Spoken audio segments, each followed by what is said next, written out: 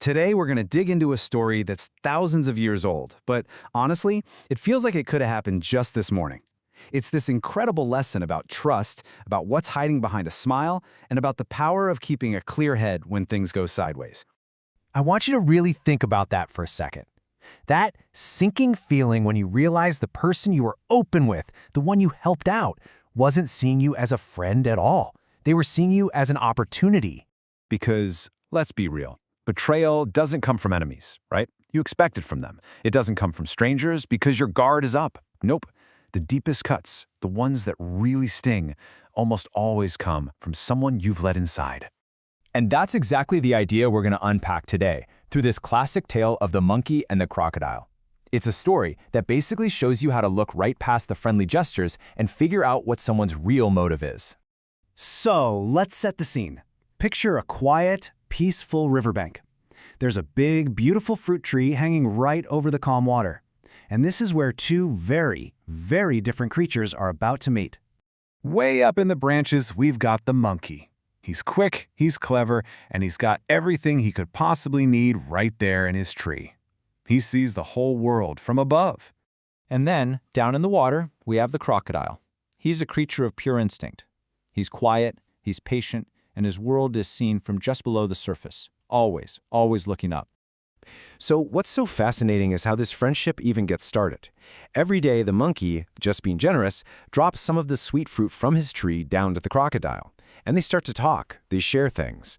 Before you know it, this really unlikely bond starts to form between them. And for a little while, everything's great. But you know, friendships aren't really tested when things are easy. They're tested when some outside influence comes in and plants a new, dangerous idea. And for the crocodile, that influence was waiting for him at home.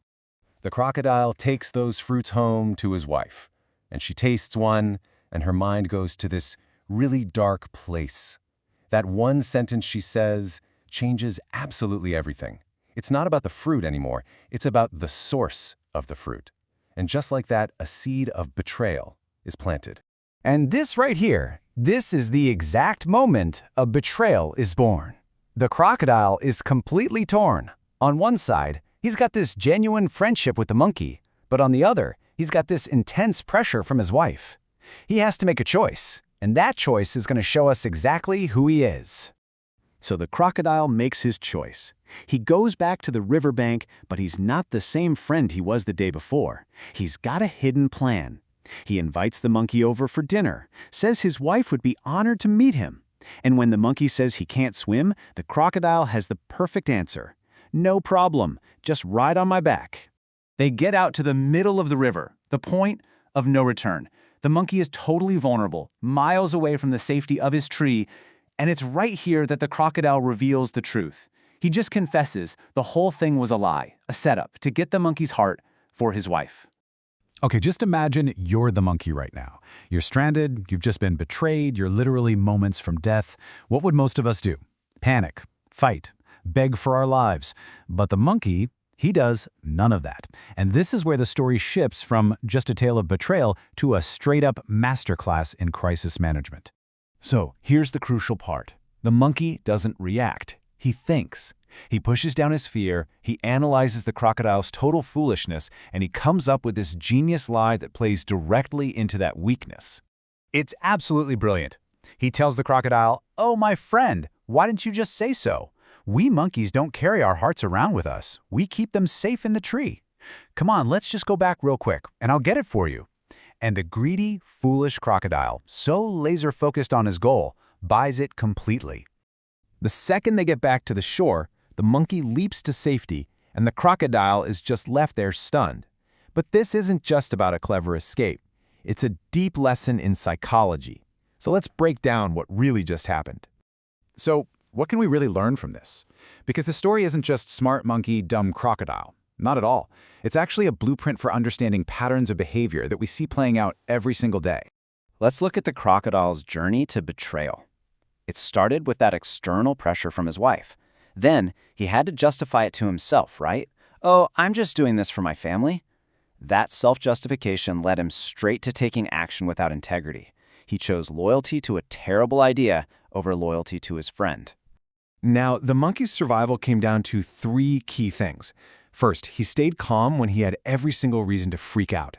Second, he adapted his plan instantly. And maybe most important of all, he used his brain, not his muscles, because his strength was totally useless in that situation.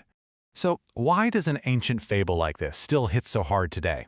Well, because the characters might be animals, but the dynamics, those are completely human. Seriously, think about it.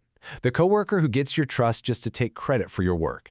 The business partner who's all smiles while secretly planning to cut you out of a deal. This pattern of misplaced trust and hidden agendas is all around us. This story just gives us a framework to recognize it. And this is the core message, and it's put so beautifully in the original text. It basically says that power without intelligence is just brute force. It's beastly. The crocodile had all the physical power in the world, but it was useless. The monkey's intelligence was the real power in the story. So the takeaway here is simple, but it's incredibly powerful.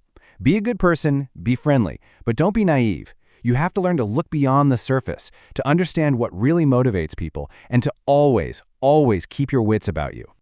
You know, a story like this is kind of a mirror. It forces us to ask ourselves, have I been the trusting monkey? Or have I ever, when under pressure, acted a little bit like the crocodile? Let me know what you think in the comments. Have you ever faced a situation like this, and what did you learn from it?